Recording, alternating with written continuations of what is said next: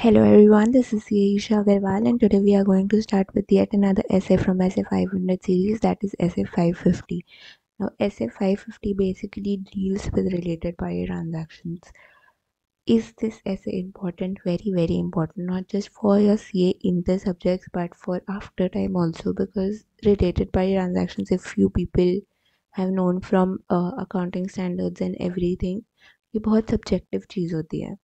मतलब if I don't let you know कि मेरा रिलेटेड पार्टी कौन है, आपको कैसे पता चलेगा? Because the related party definition is not just extended to mother and father and sister and brother. उसमें और भी पार्ट रिलेटिव्स आते हैं, दूर के रिलेटिव्स आते हैं, कोई ब्लड रिलेशंस आते हैं, तो वो आपको कैसे पता चलेगा? If for suppose I have 10 relatives in that company, पर मैंने आपको बताया ही नहीं कि मेरे पास 10 रिलेटिव है या मेरे 10 रिलेटिव है या मेरे 10 रिलेटेड ये सब जो ट्रांजैक्शंस हो रहे हैं वो मेरे रिलेटिव से, तो आपको कैसे पता चलेगा? क्या आप जब पैन लेते हो या आधार देते हो तो उसमें कुछ रिलेशन लिखते हो? नहीं. So that is why related party transactions are very subjective. Why quite possible कि एक ऑडिटर से मिस हो जाए, क्योंकि देखो उसके पास beyond the point of documents and everything उसके पास भी कोई ऑप्शन नहीं है. How will you prove that someone is someone's relative, or how will you know that someone is someone's relative? तो यहाँ पे एक लिमिटेशन ऑडिटर में भी आ जाती है. पर रिलेटेड पार्टी ट्रांजैक्शंस में इन दिस ऐसे वी विल लर्न कि रिलेटेड पार्टीज होते कैसे, कौन कौन है, आप कैसे कैसे पहचानोगे कि रिलेटेड पार्टी ट्रांजैक्शंस है, and how would you inquire of management that there are related party transactions or not. ठीक है. तो सबसे पहले इसमें डिफाइन किया गया है व्हाट इज रिलेटेड पार्टी और who is related party. Related party कौन होता है? तो देखो रिलेटेड पार्टी में दो लोग आते हैं. रिलेटेड पार्टी में हमेशा दो लोग आते हैं. एक जो डिफाइंड है एज पर आपके financial reporting framework. Financial reporting framework क्या हुआ? AS18.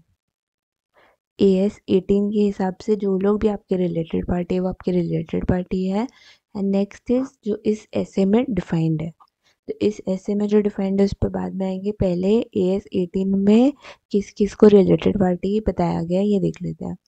तो हर कंपनी या एंटिटी जिसका कंट्रोल है या सिग्निफिकेंट इन्फ्लुएंस है, या फिर उसका कोई एस्टीम्ड या कॉमन KMP है, या फिर उसका कोई जॉइंट वेंचर है, या फिर उसका कोई एसोसिएटेड है, एंड वाइस वर्सा. ये सब रिलेटेड पार्टी है.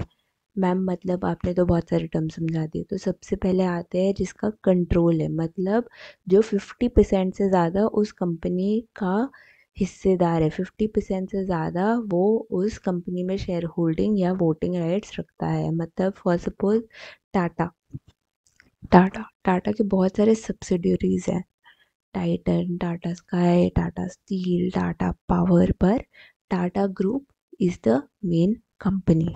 ठीक है. रिलायंस के बहुत सारे सब्सिडरीज हैं, but Reliance Industry remains the top company. तो रिलायंस इंडस्ट्रीज या टाटा के लिए उसका रिलेटेड पार्टी कौन होगा? सबसे पहले होगा इमीडिएट सब्सिडरी, मतलब उसके नीचे का जिसका कंट्रोलिंग पावर कंपनी के पास है. मतलब टाइटन, फॉर सपोज टाइटन. तो टाइटन का मेजर शेयर होल्डिंग किसके पास है? टाटा. मतलब उसके सारे डिसीजंस कौन लेता है? टाटा ग्रुप. तब उससे बोलते हैं related party. For suppose example लेते ABC करके कंपनी है. अगर आपने होल्डिंग सब्सिडरी का कॉन्सेप्ट पढ़ा होगा अभी तक अपने एस में, नहीं तो ABC करके कंपनी है. A कंपनी है, B कंपनी, C कंपनी है. A कंपनी B कंपनी में 51% से ज़्यादा वोटिंग राइट्स रखती है. मतलब अगर कोई भी डिसीजन लेना होगा तो वो A कंपनी के डिसीजन से ही मोड़ होगा. अगर A कंपनी बोलेगी नो तो नो, A कंपनी बोलेगी यस तो यस. क्यों? क्योंकि वो 51% से ज़्यादा शेयर होल्डिंग रखती है. तो 49% वाले की तो ऐसे भी नहीं चलेगी, मेजोरिटी इनकी चल रही है. तो क्या A कंपनी के लिए BN कंपनी ये हुई आपके रिलेटेड पार्टी? यस. अब BN कंपनी में भी CN कंपनी में 51% होल्ड करती है. BN कंपनी में भी 51% CN कंपनी में होल्ड करती है. तो क्या ए एन कंपनी के लिए सी एन कंपनी भी रिलेटेड पार्टी हुई? हाँ, ए एन कंपनी के लिए सी एन कंपनी भी रिलेटेड पार्टी होगी। क्यों? क्योंकि जो इसका कंट्रोलिंग है, मतलब जिस पे उसका कंट्रोल है, बी एन कंपनी, उसके नीचे भी एक सब्सिडरी है जिस पे बी एन कंपनी का कंट्रोल है। बट क्योंकि ultimate controlling power of B N company is A N company, तो ए एन कंपनी के लिए सी एन कंपनी भी रिलेटेड पार्टी होंगे। ठीक है, तो मतलब रिलेटेड पार्टी में कंट्रोल में कौन कौन आया? जिस भी एंटिटी, जो एंटिटी ए एन कंपनी जिस पे भी कंट्रोल रखती है वो, एंड वो जिस पे कंट्रोल रखती है उसका अगर कोई कंट्रोलिंग सब्सिडरी या पावर जो नीचे एक्सटेंड करता है वो भी। ये हो गया कंट्रोल रिलेटेड। अब एसोसिएटेड रिलेटेड क्या हुआ? एसोसिएट मतलब एसोसिएट के साथ वर्ड आता है सिग्निफिकेंट इन्फ्लुएंस। मतलब मेरे पास 50% से ज़्यादा तो वोटिंग पावर्स नहीं है उस कंपनी में, पर मेरे पास 20% से ज़्यादा है। मतलब 20% से ज़्यादा 50% से कम। जब जैसे ही 50% से ज़्यादा हो जाएगा मतलब तो वो मेरी सब्सिडरी कंपनी होगी, मैं उस पर कंट्रोल रखती हूँ। बट जब 20% से ज़्यादा होगा 50% से कम, तब उसको बोलते हैं सिग्निफिकेंट इन्फ्लुएंस। सिग्निफिकेंट इन्फ्लुएंस, तो जब आप सिग्निफिकेंट इन्फ्लुएंस लगाते हो तो वो एक एसोसिएट बनता है, सब्सिडरी नहीं। ऑलवेज रिमेंबर, एसोसिएट बनता है, वो कभी भी सब्सिडरी नहीं बनता है। तो मतलब क्या मैम इसमें मेरे पास पावर है टू कंट्रोल? नहीं, आपके पास डिसीजन मेकिंग पावर में सिर्फ पार्टिसिपेशन का पावर है कि 10 शेयर होल्डर्स में आपका भी एक वोट जाएगा, दैट्स इट। क्या मेरे येस से येस होगा उस डिसीजन का, नो से नो नहीं होगा ना। कब कैसे हो सकता है? आप तो सिर्फ 20% होल्ड कर रहे हो, कोई हो सकता है 51% होल्ड कर रहा है, तो ऑब्वियसली उनकी चलेगी। तो कोई एसोसिएट भी मेरा रिलेटेड पार्टी होता है। ठीक है, और कौन कौन रिलेटेड पार्टी हो गया? जॉइंट वेंचर, मतलब जिसमें मैंने 50% पार्टिसिपेट किया है। A N company and B N company have formed A B N company. A N company में 50% और बी एन कंपनी ने 50% उसमें शेयर रख रखा है, तो वो मेरा रिलेटेड पार्टी हो गया। और क्या होगा? K M P. K M P कौन हो गया? Key managerial person. K M P में कैसे कैसे लोग आते हैं? Managing director, C F O, C E O, ये सब लोग।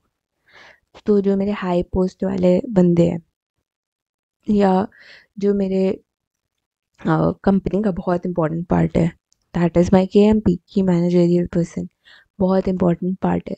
तो वो सब भी मेरे रिलेटिव होते हैं। एंड वो सब का रिलेटेड पार्टी मतलब फॉर सपोज कि मेरे ए एन कंपनी में एक के एम पी है जिनका नाम है मिस्टर राम, जिनका नाम है मिस्टर राम। अब मिस्टर राम एक और जगह के एम पी है।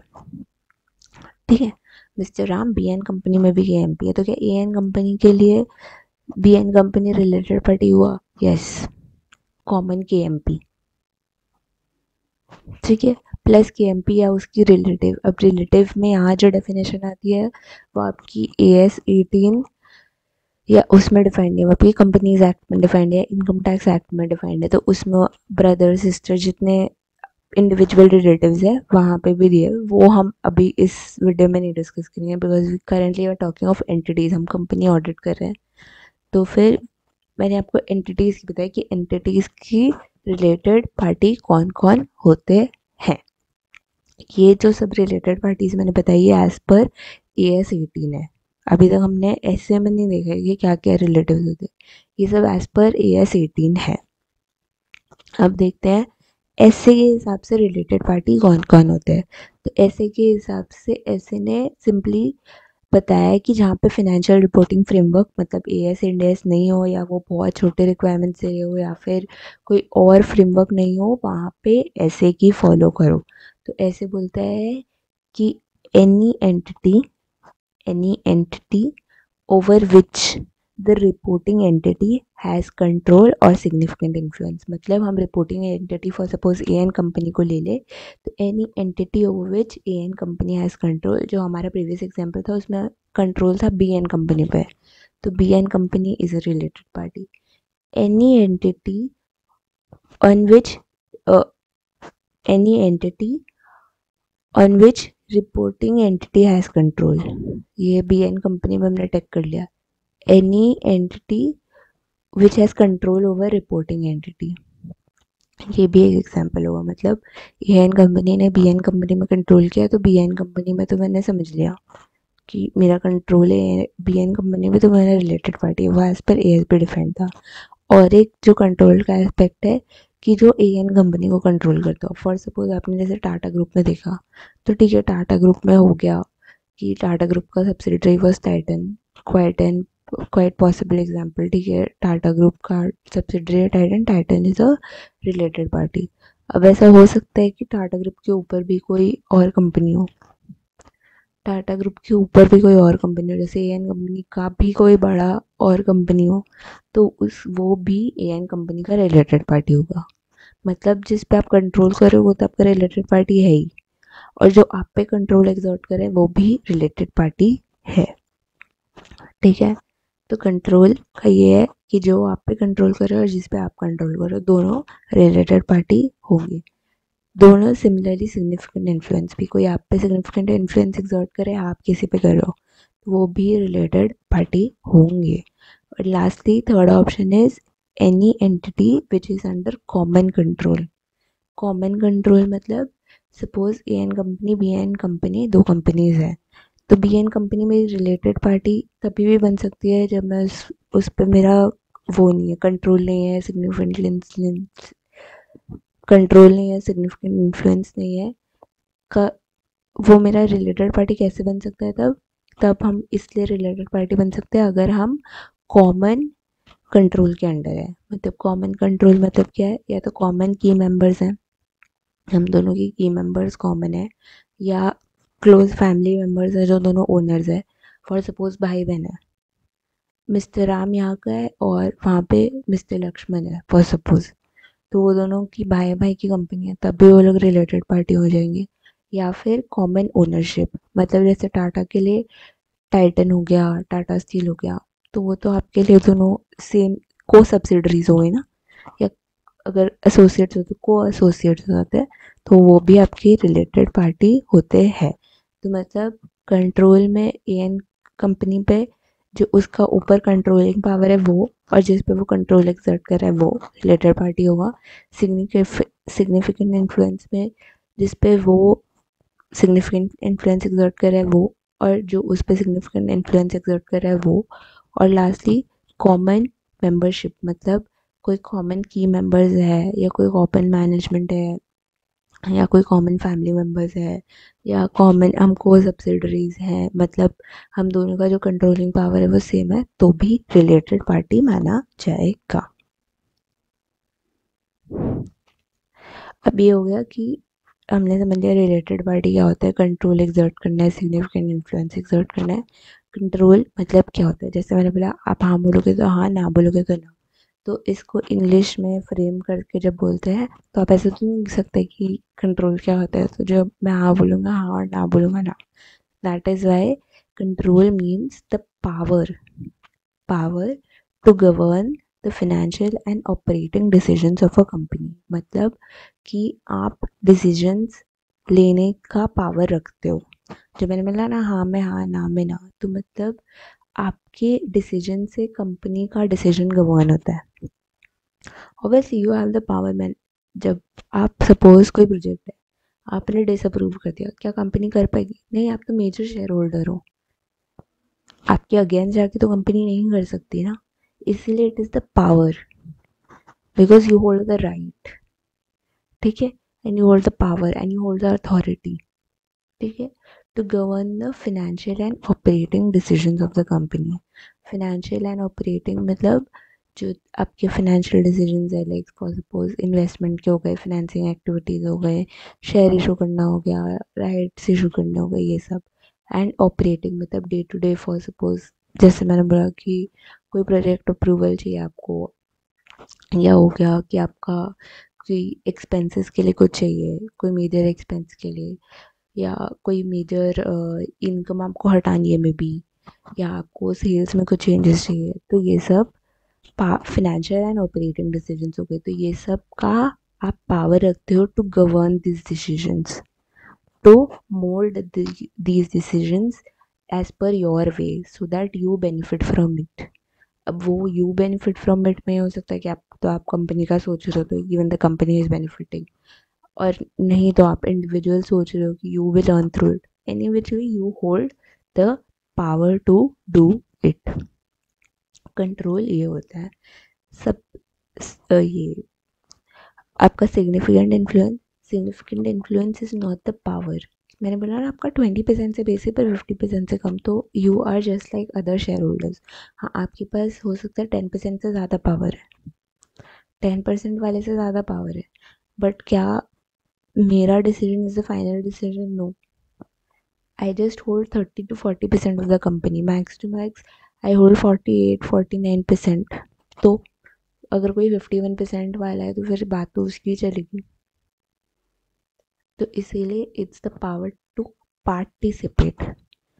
वहाँ पे कंट्रोल में था पावर टू गवर्न, मतलब आप मोल्ड कर सकते हो डिसीजन, आप डिक्टेट कर सकते हो डिसीजन। यहाँ पे आप सिर्फ पार्टिसिपेट कर सकते हो, आप अपना वोट ऑफ राइट दे सकते हो, पर क्या आप डिसीजन को अपने वे में मोल्ड कर सकते हो या आप डिसीजन चेंज कर सकते हो? नहीं। तो ये सिर्फ एक पार्टिसिपेशन पावर होती है। बट हाँ, इसको सिग्निफिकेंट इन्फ्लुएंस क्यों बोला जाता है? जो if you are holding 20% also और 20% और मोर, तो आप एक सिग्निफिकेंट शेयर होल्डर हो, आप एक मेजर शेयर होल्डर हो। ठीक है, ये तो हो गया power, sorry, control and significant influence का मीनिंग। अब दूसरा क्या है कि आप कैसे समझोगे कि कोई रिलेटेड वर्ड, जैसे मैंने बोला आपको अगर मैं नहीं बताऊंगी तो कहाँ से समझोगे? तो फिर इन्होंने कुछ एग्जाम्पल्स लिए हैं कि अगर ये प्रेजेंट है तो फिर यह समझा जा सकता है वो रिलेटेड पार्टीज हैं। ठीक है, बट उससे पहले हम सीखेंगे एक और चीज़, दैट इज कंट्रोल और सिग्निफिकेंट इन्फ्लुएंस। आप कहाँ कहाँ कैसे कैसे लगा सकते हो? एक तो मैंने बोला कि इक्विटी होल्डिंग्स है, आपका equity holdings in the company are 51% और मोर, मतलब आपकी शेयर होल्डिंग है। या फिर आप लगा सकते हो कोई अदर इंटरेस्ट से, हो सकता है मेरा कोई और होल्डिंग है या कोई और इंटरेस्ट है कंपनी में which is giving me voting right of 51% और मोर। फिर हो सकता है कि आप जो कंपनी का है उसमें आपकी वो सिग्निफिकेंट की मेंबर हो, की मेंबर जो मैंने आपको KMP समझाया था, या तो आप हो सकता है सिग्निफिकेंट KMP हो, या company is having significant business relationship with you, मतलब कि फॉर सपोज कंपनी का आप समझो टी का काम है, चाय पत्ती का काम है, एंड उनके खुद के टी गार्डन्स नहीं है, वो आपसे चाय पत्ती खरीदते हैं बेचते हैं, तो मतलब सिग्निफिकेंट बिजनेस रिलेशनशिप, आपसे छोड़ के और किसी से चाय नहीं खरीद सकते, तो कल को आप नहीं चाय दोगे तो उनका business you can say flop model, उनको खोजना पड़ेगा फिर in the dire need of situation. But you are the only vendor for the company for operative purposes, मतलब आपका और उनका सिग्निफिकेंट बिजनेस रिलेशनशिप है। फिर हो सकता है क्लोज फैमिली मेम्बर्स, मतलब हो सकता है कि आपका भाई, आपकी बहन, आपका मम्मी, आपका पापा, ये लोग कोई बिजनेस चला रहे हैं, तो उनके लिए येट अगेन देखो, क्लोज फैमिली मेम्बर होता है तो बहुत नॉर्मल है कि आपको शेयर कुछ ना कुछ दिया जाता ही है। इसीलिए वो बोल रहा है क्लोज, इसीलिए ऐसे बोल रहा है कि क्लोज फैमिली मेम्बर से भी आप पहचान सकते हो कि कंट्रोल या सिग्निफिकेंट इन्फ्लुएंस है क्या। क्योंकि for suppose whatever it is, if my brother is having a company, he is allotting certain percent of shares to my mother, my father and maybe me too। इसीलिए बोला जाता है कि आप एक बार शेयर होल्डिंग्स चेक करो, उसमें अगर कोई क्लोज फैमिली मेम्बर है तो आपको समझ में आ जाएगा रिलेटेड पार्टी है। ठीक है, तो ये था कि how to exert control and power, आप चेक कर सकते हो इसमें कि अगर डायरेक्ट इनडायरेक्ट होल्डिंग्स है या क्लोज फैमिली मेम्बर्स है, KMP है, बिजनेस रिलेशनशिप है, तो ये सबसे समझ में आता है कंट्रोल या सिग्निफिकेंट इन्फ्लुएंस है, and that is you can term key related party transactions है। अब आपका आ गया nature of related party transactions. Nature of related party transactions, तो nature of related party transactions में क्या देखना है और क्या नहीं देखना है? तो nature of related party transaction में सबसे पहले ये सोचो कि अगर कोई रिलेटेड पार्टी ट्रांजैक्शन हो रहा है, मतलब सपोज मैं लोगों को चाय बेचती हूँ 200 रुपये में, मेरा रिलेटेड पार्टी है, क्या मैं उसे 200 रुपये में चाय बेचूंगी? नहीं, ऑब्वियसली नॉट। वैसे एक सब्सिडाइज प्राइस पे चाय बेचूंगी, maybe 160, 150, whatever it is, maybe free of cost. तो related party transactions always pose a threat to the company, क्योंकि जहाँ पे आपका सेल्स जनरेट होना चाहिए था आपने वहाँ पे ज़ीरो दिखा दिया है। या फिर बहुत बार होता है कंपनी फॉल्स सेल्स बिल मारती है रिलेटेड पार्टी के नाम पे, उनको दिखा देते हैं कि मैंने 500 रुपये का सेल्स मारा है, जो just has to increase the revenue of the company. So that is why related party transactions always pose as a threat to the company. तो threat to the company मतलब risk of material misstatement हमेशा ज़्यादा है, risk of material misstatement हमेशा ज़्यादा है। तो फिर अगर ये ऑर्डिनरी, सपोज 200 रुपये की चाय बिक रही थी, आपने देखा रिलेटेड पार्टी को कितनी बिक रही है, 200 में बिक रही है, ऑर्डिनरी कोर्स ऑफ ट्रांजैक्शन में कोई दिक्कत नहीं है, कोई दिक्कत नहीं है। बट अगर ऑर्डिनरी कोर्स ऑफ ट्रांजैक्शन में नहीं है, ऑर्डिनरी कोर्स ऑफ ट्रांजैक्शन में नहीं है, तब आपका रोमम बढ़ जाता है, रिस्क ऑफ मटेरियल मिसस्टेटमेंट बढ़ जाता है। पर ऐसा क्यों होता है? देखो, एक तो है कि रेट्स का आप चेक कर सकते हो, ऑफ मार्केट ट्रांजैक्शंस पे होती है, मार्केट टर्म्स पे नहीं होती है। जैसे मैंने बोला, या 200 की बिक रही है तो 400 दिखा देंगे, 500 दिखा देंगे, या 150 दिखा देंगे, 120। तो ये हो सकता है कि नॉट एट मार्केट टर्म्स हो, सबसे पहला। फिर हो सकता है कि ये बहुत ही एक्सटेंसिव एंड कॉम्प्लेक्स वे से आपके बुक्स में दिखाई जाए। मतलब for suppose A B C are relatives, तो आपकी बुक्स में दिखाया हुआ है कि ए ने बी को पैसा दिया, बी ने सी को पैसा दिया, एंड फिर सी ने ए को पैसा दिया। हो सकता है किसी ने किसी को पैसा ही ना दिया हो, क्वाइट अ पॉसिबिलिटी। तो अगर सिंपल ट्रांजैक्शन होते तो क्या होता, ए ने सी को लोन दिया होता, सी ने रीपे कर दिया होता। बट यहाँ पर हमने क्या दिखा है, ए ने बी को दिया है, बी ने सी को दिया है, और सी ने फिर वापस ए को दिया है। तो हम क्या करें, ए के बुक्स में तो बी को क्या बना दे रहे हैं, बी को बना दे रहे हम डेटर, कि बी से रिसीवेबल आएगा आएगा आएगा, नहीं आ रहा। सी ने ए को दिया है, हम दिखाएंगे कि wow C is the creditor, C पाता है हमसे। तो हम ने क्या किया, बी में डेटर खड़ा कर दिया, सी में क्रेडिटर खड़ा हो गया। कभी बी सॉल्व हुआ नहीं, क्योंकि सी ने उसका पैसा वापस दिया। तो बुक्स या इंफॉर्मेशन सिस्टम कभी कैसे पहचानेगा कि इसका पैसा कितना ड्यू है, या क्या समझेगा कि कैसे है, किसने किसको इतना पैसा दिया, कहाँ से पैसा निकालना है, कहाँ से पैसा काटना है। तो फिर इसीलिए बोलते हैं कि these operate through extensive and complex range of relationships. अगर नॉर्मल ट्रांजैक्शन होता है तो वो ए टू सी और सी टू ए होते हैं, बट क्योंकि ये रिलेटेड पार्टी ट्रांजैक्शंस थे, क्लाइंट्स को अपने बुक में घुमा के दिखाना था, इसलिए उन्होंने ए टू बी, बी टू सी दिखाया, सी टू ए दिखाया। ठीक है। प्लस ये हो गया, प्लस मैंने बोला इंफॉर्मेशन सिस्टम। इंफॉर्मेशन सिस्टम मतलब आपका एस ए पी, टैली, ये सब में fail, these all may fail to detect the transactions. क्योंकि उनके बुक्स में तो डेटर और क्रेडिटर खड़ा हो गया, उनको कैसे पता कि ये दोनों रिलेटेड पार्टी है, तो वो तो दोनों कभी नहीं सेटल करेंगे। तो वो क्लाइंट के बुक्स में दिखाते रहेंगे इतना डेटर खड़ा है, इतना क्रेडिटर खड़ा है। अब कल क्लाइंट बोलेगा कि चलो सी ने मुझे दिया, अब मुझे रीपे करना पड़ेगा, या बी ने मुझे दिया है, मैं उसके अगेंस्ट नोटिस लाता हूँ, ये करता हूँ, वो करता हूँ। तो ये सब क्या होगा, ये सब और वेज है to deviate auditor from his path. क्योंकि ऑडिटर के लिए बहुत मुश्किल है, देखो, अंडरस्टैंड करना कि A to B to C, C to A, because in the line of A to B to C, C to A, there may be many other companies. तो उसको कैसे पता चलेगा B is a special debtor जिससे पैसा ही नहीं आना है, या C is a special creditor जिससे बी का पैसा दिया है। तो ये सब बहुत डिफिकल्ट है to identify unless and until you are known कि ये रिलेटेड पार्टी है, या there are some ways in the information system that it detects the related party, जो कि नहीं है। So this is a way where a lot of companies reframe the transactions, बहुत बारी होता है, and does or is the auditor able to detect each of one of them? No. मैंने जैसे बोला, आपके बुक्स में ये दोनों डेटा क्रेडिटर खड़े हो जाएंगे, आपको पता भी नहीं चलेगा, because you are unable to identify, वो एक लिमिटेशन है आप पे।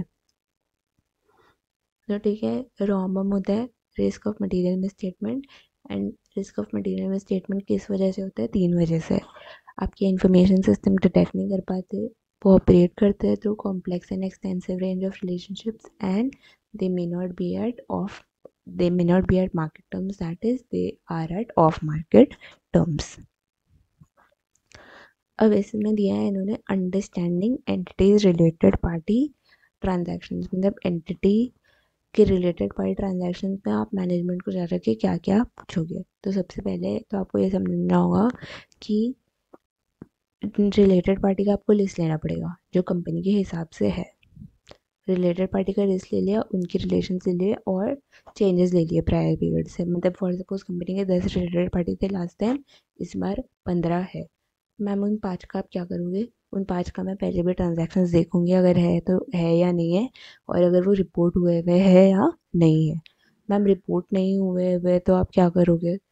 तो देखो, एक तो मॉडिफिकेशन ऑफ रिपोर्ट है, बट कुड बी कि मैं पहले ऑडिटर नहीं थी इस कंपनी की, ठीक है, तब तो मैं कुछ नहीं कर सकती, मैं नोट दे सकती हूँ। Plus I will have a suspicion in my mind, obviously I will have to have कि आपने आज उन 5 पार्टीज को डिस्क्लोज किया, जब पहले ऑडिटर थे तो आपने नहीं डिस्क्लोज किया, तो क्वाइट अ पॉसिबिलिटी आप आज और 5 को छुपा रहे हो, ठीक है। तो ये तो हो गया आपका सबसे पहला काम कि आप रिलेटेड पार्टी का लिस्ट लोगे और चेंजेस फ्रॉम प्रायर पीरियड उसमें देखोगे। नेक्स्ट देखोगे आप nature of related party transactions, ठीक है। नेचर मतलब वो किस नेचर में, purchase, sale, ordinary transaction, special transaction, contractual basis, non contractual basis, recourse basis, एक बार हुआ है 5 साल में एक बार होता है, कुछ भी जो भी आप nature of related party transactions देखोगे। अगर आपने देखा है बुक्स में कि इस बार रिलेटेड पार्टी से कोई ट्रांजैक्शंस हुआ है ड्यूरिंग द ईयर, तो आप पूछोगे टाइप एंड पर्पस। पर्पस क्या है उस ट्रांजैक्शन का और कौन से टाइप का ट्रांजैक्शन है। मतलब सपोज सेल है तो क्यों सेल हुआ, व्हाट वाज द पर्पस, क्यों सब्सिडाइज रेट पे सेल हुआ या क्यों हाई रेट पे सेल हुआ, सब कुछ। तो अगर इस साल कोई रिलेटेड पार्टी ट्रांजैक्शन है तो आप उससे पूछोगे टाइप और पर्पस। तो आपका प्राइमरी 3 काम है, रिलेटेड पार्टी की लिस्ट लोगे, changes from prior period note करोगे, type and purpose of transaction देखोगे अगर वो इस ईयर एंटर हुए हैं, एंड अब देखोगे nature of related party transaction, मतलब नेचर क्या है between entity and related party. ये तो 3 काम हो गए। प्लस मुझे मैनेजमेंट से देखना होगा और मैनेजमेंट से कंट्रोल लेना होगा एंड ऑब्टेन एन अंडरस्टैंडिंग कि whether the entity has certain control।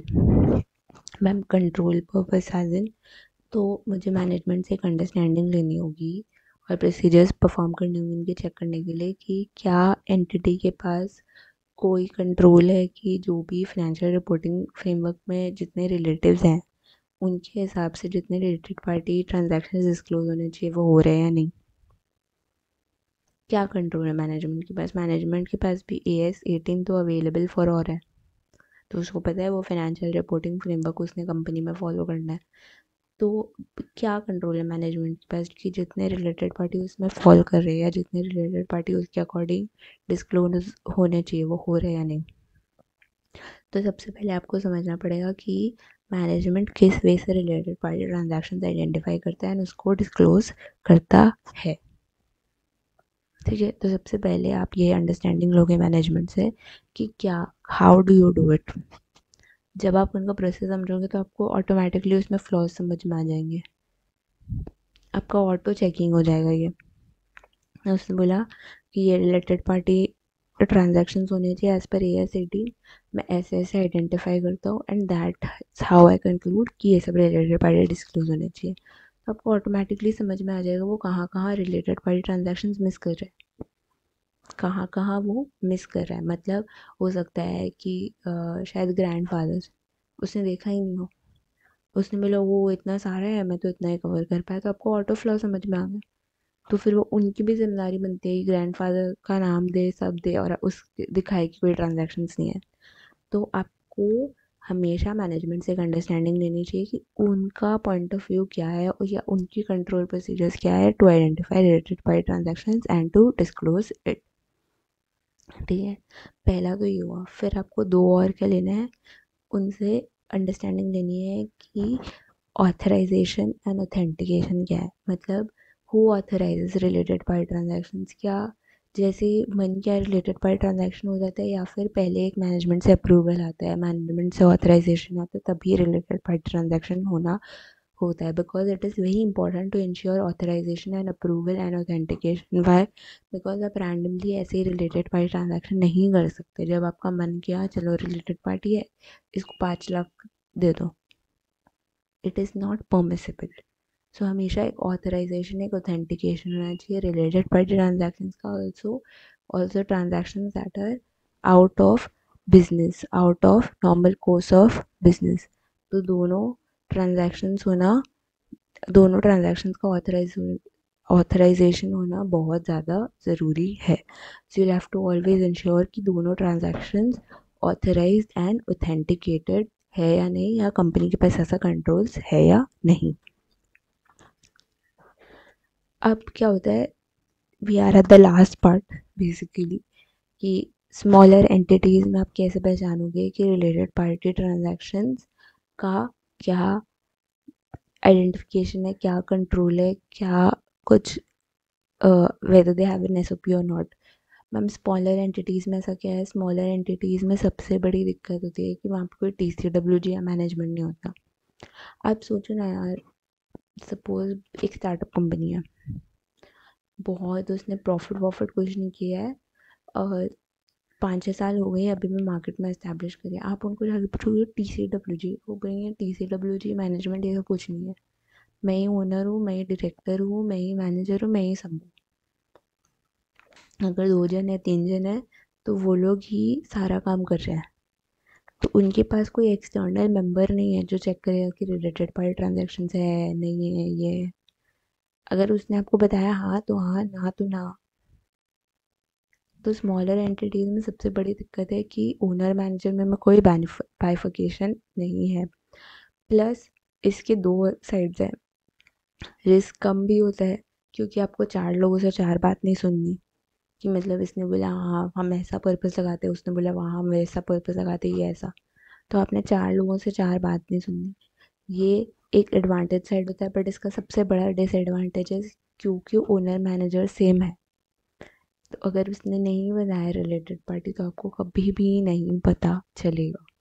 TCWG ये सब में क्या होता है, वो एक्सटर्नल मेंबर्स होते हैं, आप उनको बताते हो यहाँ फ्लॉज है तो वो भी कंपनी के मैनेजमेंट से बात करते हैं कि नहीं ये ऐसा होना चाहिए, ये ऐसा होना चाहिए, या even they try and attempt to find out related parties, but a owner manager same में कभी ये पॉसिबल नहीं होगा।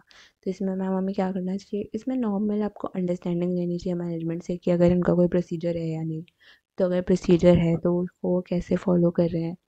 प्लस आपको देखना चाहिए जो normal day to day activities है उसमें कैसे उनकी एंट्रीज रिकॉर्ड हो रही है, क्या हो रहा है। अब suppose A to B, B to C, C to A है, ऐसा ट्रांजैक्शन है, तो फिर क्या उनके कंपनी ने दिखाया है, क्या उन्होंने B और C को रिलेटेड पार्टी में टर्म किया है, क्या A to B का ट्रांजैक्शन B to C का ट्रांजैक्शन अलग अलग से, या C to A का ट्रांजैक्शन अलग से दिखाया हुआ है। तो ये बहुत इंपॉर्टेंट है, या आपको स्मॉलर एंटिटीज़ में उनकी एक्टिविटीज़ देख के ही समझ में आएगा। वहाँ पे कोई इंक्वायरी ऑफ मैनेजमेंट ये सब कुछ नहीं होता। आप मैनेजमेंट से बात कर सकते हो, आप उस ओनर मैनेजर से बात कर सकते हो, but nothing beyond it. And lastly this is an out of your ऐसे part, but it is very important, तो आप इसे जनरल नॉलेज के लिए सुन लो कि एग्जिस्टेंस आप कैसे समझोगे कोई रिलेटेड पार्टी एग्जिस्ट कर रहा है या नहीं कर रहा है। मतलब अगर B या C आपकी रिलेटेड पार्टी टर्म्स आपने नहीं दिखा रखे और आप एज एन ओनर में नहीं बता रहा हूँ, तो how can an auditor verify कि कुछ रिलेटेड पार्टी ट्रांजेक्शन्स है। तो these are certain specimens through which you can identify कि ये सब रिलेटेड पार्टीज हैं, but are these 100% claim that you will be able to verify related parties? No. These are certain transactions which have been bought to be known through years of experience कि यहाँ से भी related party मिले हैं, इसीलिए इसमें ऐसा मतलब ये सब बताया गया है, ऐसे related parties ट्रांजैक्शन आइडेंटिफाई करने के लिए बताए गए हैं, but they do not give 100% claim, और they do not make sure कि आपके सारे रिलेटेड पार्टी आइडेंटिफाई होंगे, but these are check points areas through which you can identify related parties. ठीक है, तो सबसे पहले बोलता है इनकम टैक्स रिटर्न्स वेरीफाई करो। इनकम टैक्स रिटर्न्स में there is a disclosure of related party, तो उससे आपको पता चल जाएगा कि ये सब रिलेटेड पार्टी ट्रांजैक्शन है या नहीं है। फिर आप मेजर शेयर होल्डर्स वेरीफाई करो। बहुत बार major share holders are generally और रिलेटिव्स ओनली। तो और फिर आप कर सकते हो कि जो रेगुलेटरी अथॉरिटीज़ को मैं डॉक्यूमेंट सबमिट करता हूँ उसमें भी बहुत जगह रिलेटेड पार्टी डिस्क्लोजर आता है, तो उसको देखो। देखो कि कोई कॉन्ट्रैक्ट्स है जो out of scope of business है, मतलब नॉन बिजनेस ट्रांजैक्शंस है। मतलब मेरा बिजनेस चाहेगा हेलीकॉप्टर का ट्रांजैक्शन किया है किसी से, मुझे ज़रूरत, मैंने बोला ना सपोज मेरी कंपनी है, वो आपकी कंपनी से चाय लेती है एंड मैं सामने बेच देता हूँ, ठीक है, तो मैं ट्रेडिंग जैसा कुछ कर रहा हूँ, तो मुझे क्या हेलीकॉप्टर की ज़रूरत पड़ेगी? क्या चाय बिखेर के आएंगे हर जगह? Obviously not. तो आपको अचानक से दिखा कि हेलीकॉप्टर का ट्रांजैक्शन है, या फिर अचानक से कुछ और चीज़ का ट्रांजैक्शन दिखा, तो नॉन बिजनेस ट्रांजैक्शन के कॉन्ट्रैक्ट देखो। ये देखो कि कौन कौन से कॉन्ट्रैक्ट्स रीनेगोशिएट हुए। मतलब suppose last year these contracts were at 100 rupees. अब आप इस साल देख रहे हो कि कॉन्ट्रैक्ट में चेंज है, अचानक से वो जो चीज़ 100 रुपीज़ में सेल होने वाली थी वो इस बार से अब 250 में सेल हो रही है। अचानक से कोई 150 रुपया क्यों ज़्यादा देने को मांगेगा? तो ये देखो ये कॉन्ट्रैक्ट्स रीनेगोशिएट हुए कि नहीं। और इसके बाद देखो कि कहाँ का कॉन्फ्लिक्ट ऑफ इंटरेस्ट है मैनेजमेंट और टीसीडब्ल्यूजी में, क्योंकि उससे भी समझ में आएगा, क्योंकि हो सकता है टीसीडब्ल्यूजी डिसएग्री कर रहा हो कि ये रिलेटेड पार्टी है पर कंपनी के लिए बेनिफिशियल नहीं है तो नहीं होगा, बट मैनेजमेंट नहीं मान रहा। तो वो सब चेक करो। और कहाँ देखोगे? एंटिटीज़ इन्वेस्टमेंट, मतलब बहुत बार होता है कि एंटिटी शो नहीं करती बट एज एंजल इन्वेस्टर कहीं उसने दिखा रखा है, मतलब एंटिटी शो नहीं करती in the sense investment show करती है, दिखाती नहीं है कि वो एक रिलेटेड पार्टी कोई है, बट उसने एंजल इन्वेस्टमेंट कर करके कुछ कुछ कंपनीज में दिखा रखा था, कुड भी वो भी रिलेटेड पार्टीज हो। So these are certain check points area कि आप इनको चेक कर सकते हो, इससे भी आपको रिलेटेड पार्टी पता चल सकता है।